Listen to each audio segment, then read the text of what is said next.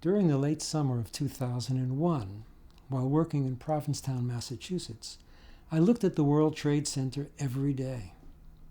I was preparing for an exhibition of photographs of Lower Manhattan, taken from the window of my loft on 19th Street. And so my studio walls in Cape Cod were covered with 4-foot-tall work prints, creating a massive cityscape in the tiny space of my studio. The last of these images was taken on the evening of September 5th, 2001, during a quick visit to the city. My log entry reads, World Trade Center, 7:30. Dusty blue sky, hazy yellow near the horizon, faint pink over buildings, slightly grayer in the west, lights on in the World Trade Center.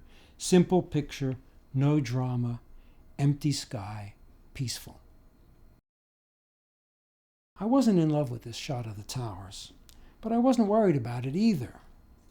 I remember thinking, oh well, I'll be back in next week. They'll always be there.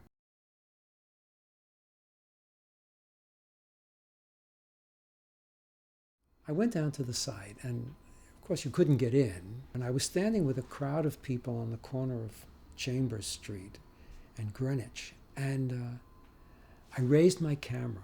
I always have a camera in hand, so I raised my camera, and just then I got punched on my shoulder from behind, and I turned around, and it was a woman police officer, and she was right in my face. She said, "No photographs, buddy, this is a crime scene."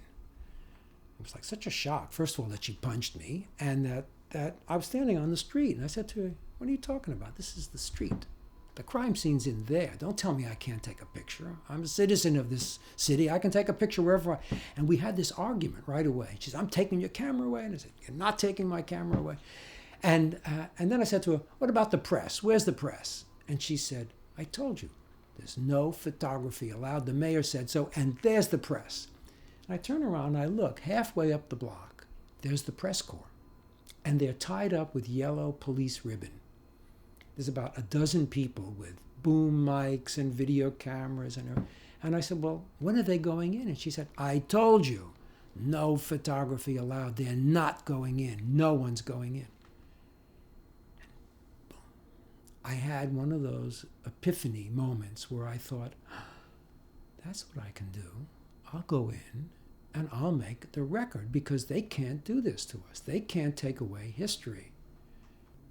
I thought that's what I can do to help.